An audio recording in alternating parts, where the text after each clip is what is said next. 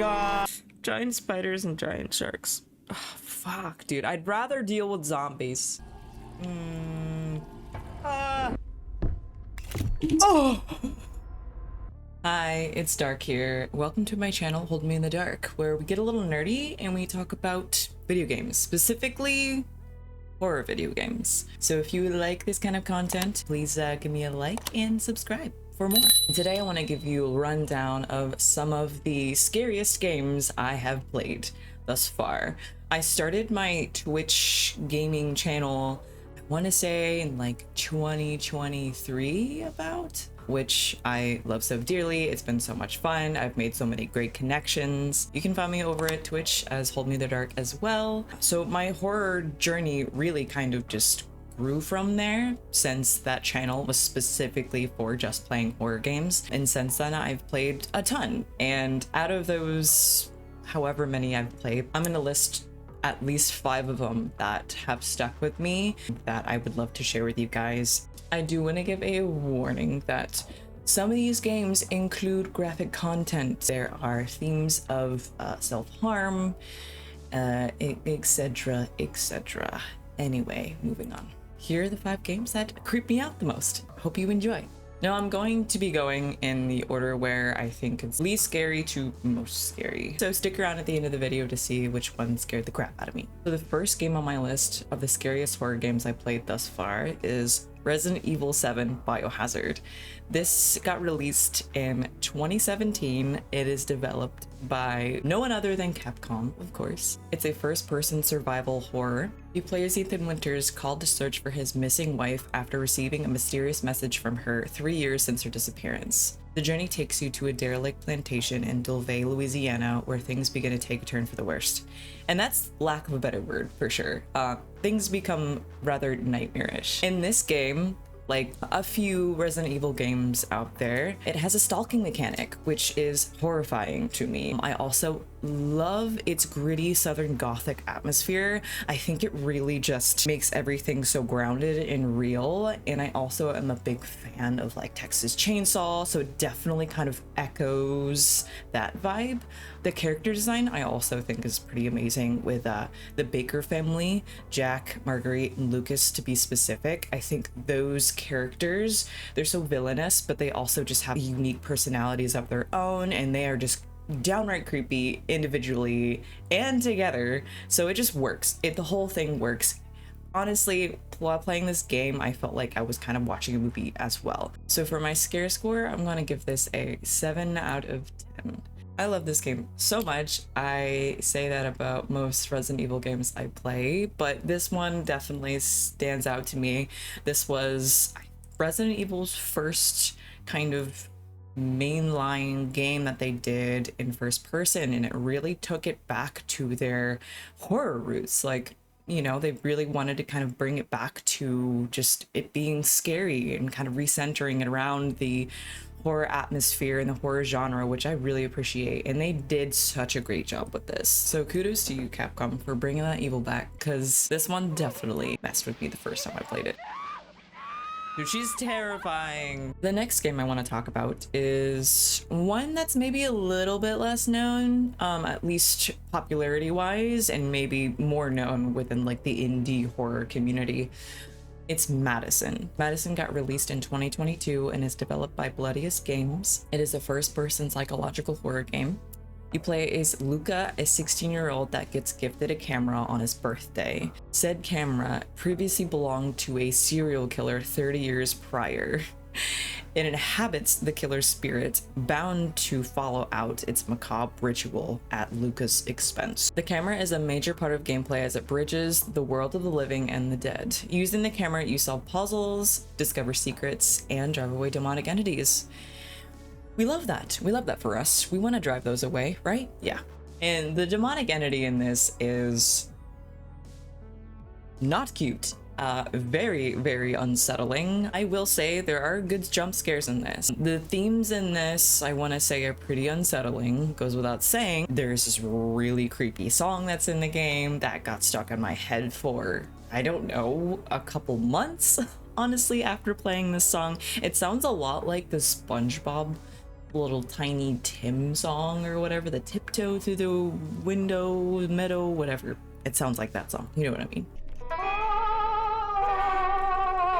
I'm putting this on my list because I felt like there were times where my whole body just got chills. I remember at one point my face got chills. Now I will say there were some parts that I didn't totally love. I'm just gonna put this out there just in case y'all want to check these games out. The puzzles in this game didn't feel super intuitive to me, at least. I felt like they also kind of interrupted the flow of the tense atmosphere. It didn't really feel like there was a constant threat either. There were bits in the game where, you know, if you were stuck, nothing really would happen until you progressed, at least like spooky wise. There would be some jump scares every once in a while that were timed. I want to say like maybe every 5 minutes, but if you're kind of stuck on a puzzle and you're like wandering around, don't really know what you're doing, it kind of gets redundant. Also, I feel like the story was a little bit disjointed. There's a couple things going on, so I don't know if it was me just not really grasping some of what was going on in the game. Generally, it was a really spooky experience, and I do recommend checking out if you're a horror fan, if you haven't already.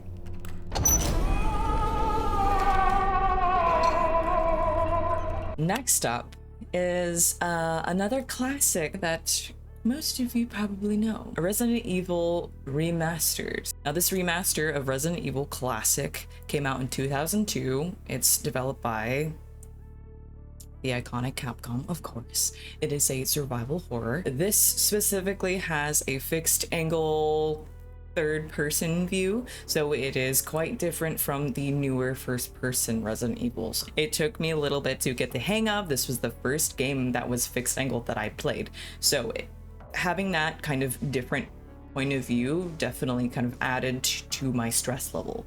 So I don't know if that added to the fear.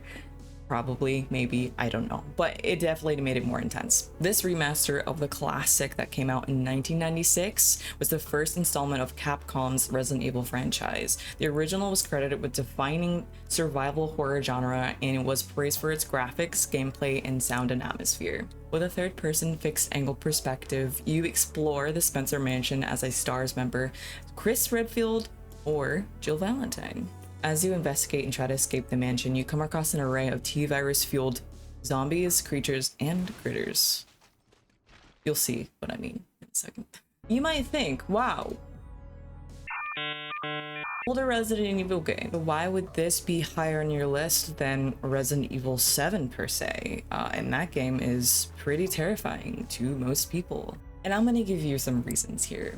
This game made it higher on my list because they actually involved things I was afraid of in real life.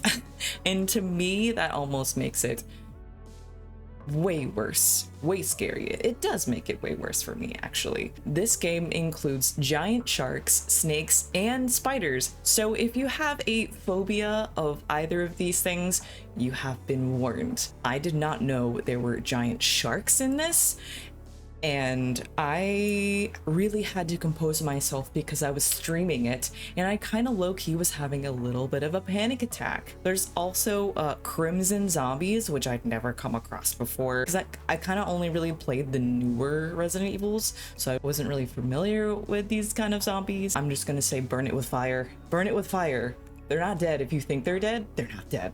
Burn it with fire. With the atmosphere and the soundtrack and all of the giant critters that they had put in this game, it gave me the heebie-jeebies. And for this game, I'm going to give it a scare score of 8 out of 10 because it deserves it in my mind. Oh, I had to do that. I understand I had to get close to it, but I just didn't want to. I didn't want to. Because fuck this. The next horrifying game on my list is Mortuary Assistant. If you know, you know. This game came out in 2022 and was developed by Darkstone Digital. This is a first-person walking simulator with puzzles and jump scares. So kind of like you're in a haunted house, but you're actually just trapped in a mortuary with a demon.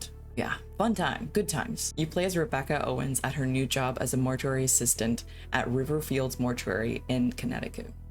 After Rebecca experiences some strange phenomenon during the review, your mentor tells you that a demon is attempting to possess you and that you need to find, identify, and bind it to the cadaver it's latched to while performing your regular duties, embalming and prepping bodies for burial.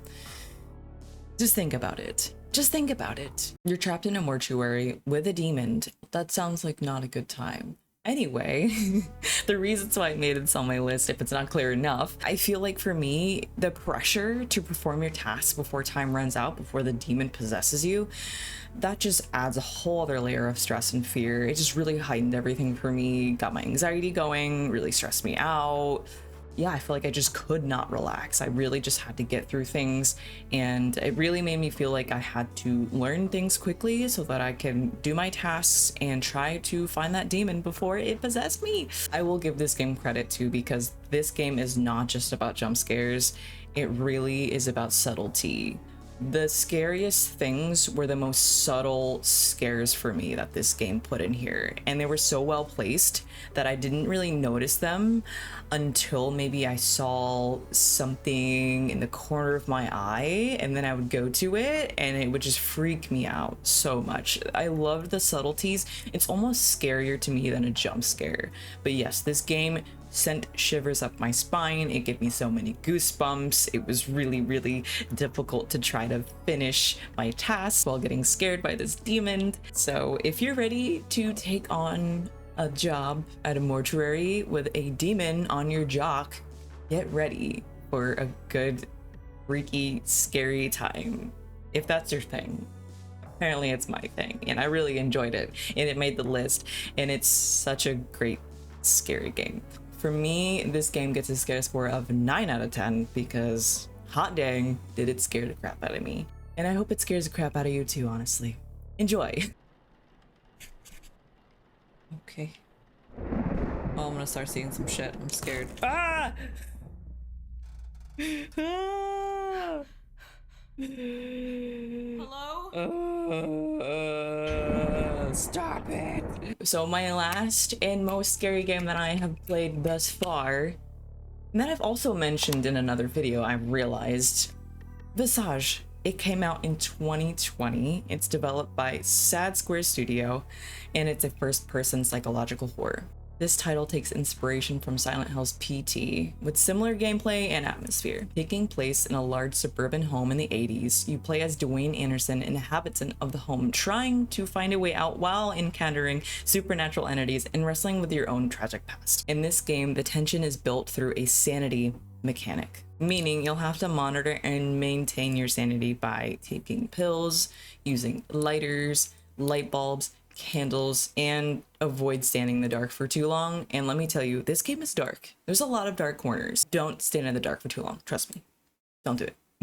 The lower your sanity gets, the more paranormal activity you will experience, such as door slamming, electrical malfunctions, we love it, light bulbs breaking, and the entities themselves manifesting and chasing you and try to end you. It's terrifying. And there's different entities too, and they each got their little charm about them. They did such a great job with this tense, dark atmosphere. I felt like I couldn't relax for 1 second. And I think that just makes this such a great horror game, to where you feel like there isn't a break in that tension, to where you always think that thing's going to get you no matter what. This game has both subtle scares and good old jump scares, and I appreciate both, but I do love me some subtle scares, and they really do get you in good ways. The sound design in this game is just so good. It just made me feel so uncomfortable.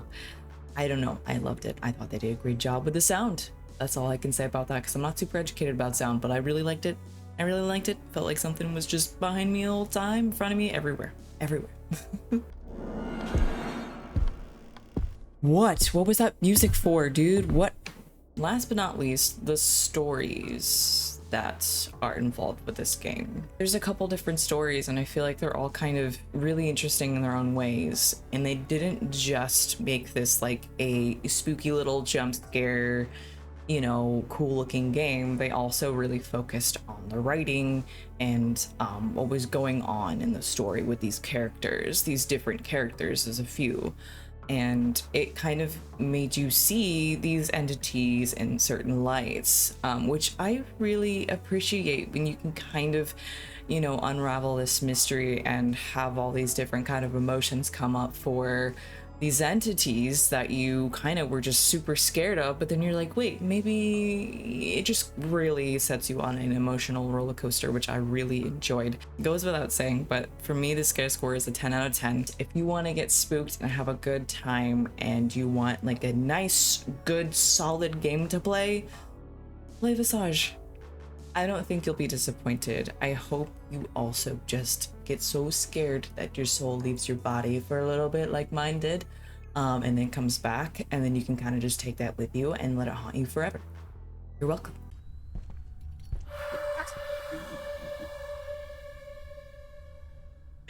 Yo, that scared me so bad. And that wraps up my list of the scariest horror games that I've played thus far. I really hope that you've enjoyed this. I hope that you got some cool games you could add to your list that you want to play.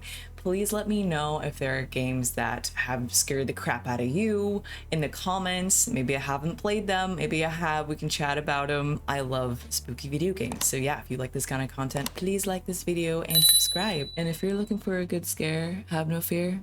It's dark in here. I'll see you next time. I gotta work on that ending line, huh? Bye.